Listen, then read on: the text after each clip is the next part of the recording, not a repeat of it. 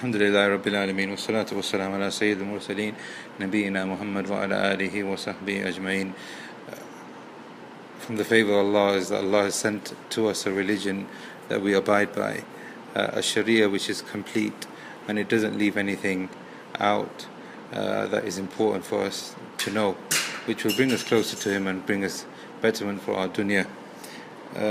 From the different things that we know from our Sharia, and from one of the major principles in the Sharia, is that we are required to live with one another upon the haqq, with unity, and not to be disunited.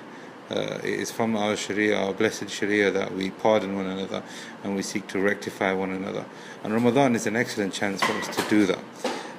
It's easy for people to leave sins all year round. They can leave the major sins and even the minor sins. But from the sins that Ramadan gives us the opportunity to rectify is the sins within ourselves.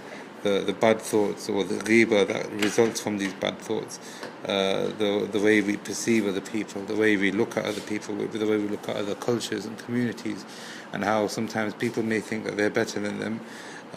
All of this is a cause of sin for the person and the cause of disunity within the Muslim Ummah.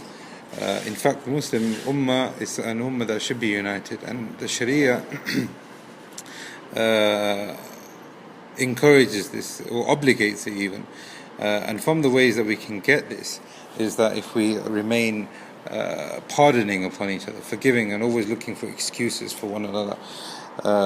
There's many ayat in the Quran, there are many examples in the Quran of the prophets themselves being forgiving and forbearing and forgiving other people's mistakes, to the extent that when Yusuf was kidnapped and he was thrown down the well, a Nabi of Allah, somebody that was close to another Nabi of Allah, from the children of the Nabi of Allah, as the Prophet Sallallahu Alaihi Wasallam described him, he was oppressed, he was clearly oppressed. But on the day when he was able to gain his retribution, he said, لا تثريب اليوم, لا تثريب عليكم اليوم, لا تثريب عليكم اليوم. And likewise the Prophet ﷺ forgave the people who oppressed him when he entered into Mecca, and there are many examples from this.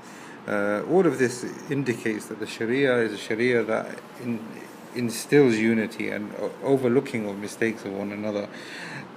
Abdullah ibn Mas'ud radiallahu anhu has been narrated in saying, when one time somebody stole some money from him, instead of supplicating or trying to seek retribution against the thief, he supplicated and he said, "Oh Allah, if this person took this from me because he is desperate, I ask you to bless him in it.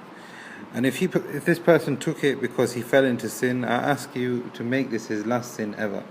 This is the level of pardoning, and this is the level of sincerity that the Salaf had for one another. And they only got this from the Prophet, and they only got this from understanding the Sharia and what the Sharia wants from us. And there's another example where Umar radiallahu anhu, who said that anybody can take from me as they wish. Anybody can take from me as they wish. I said he will not hold bad thoughts about people ever, even if they oppress him. It's not an open door for us to oppress people, etc. And this is not what is intended by us pardoning and encouraging the sense of overlooking people's mistakes. However, what we are trying to say here is that we try and rectify ourselves and have good thoughts of one another. Ibrahim al-Nakha'i from the Salaf said that don't look and scorn or dispraise other people. If you've got a chance to pardon, then you must pardon. If you've got a chance to pardon, then you must pardon. So it's undoubtable that mistakes are going to happen. If Allah has told us to be united and be a unit and be a community, there's going to be differences of opinion, there's going to be differences of needs and wants, and there's going to be times where people will clash in their ideas. But the idea here is that we pardon one another and look over each other's mistakes. From the mistakes that can occur is the hadith that we have here today, which is hadith number 191 from Kitab al-Siyam, from Umdah al-Ahkaam. It's narrated in the authority of Abu Hurayrah that he said that we were sitting with the Prophet ﷺ, and a man came and he said, "O Messenger of Allah, I am destroyed, I've destroyed myself." So the Prophet ﷺ said, "How are you destroyed? What has made you to be destroyed?"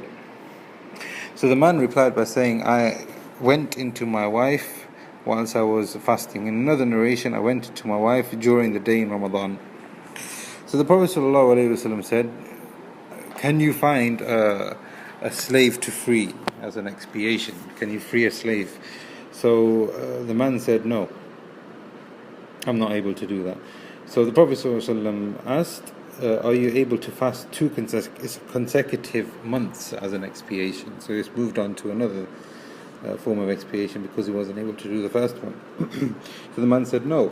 So the Prophet ﷺ said, are you able to feed 60 poor people? So the man said no. So the Prophet ﷺ, and the hadith says, فَمَكَثَ النَّبِي. So the Prophet ﷺ went on for a while, for example, or how could you translate it? It's basically a time passed. And we were with the Prophet ﷺ, as Abu Hurayrah said. A period of time passed and we were with the Prophet ﷺ, and it came to the Prophet ﷺ tamar, dates from a tree.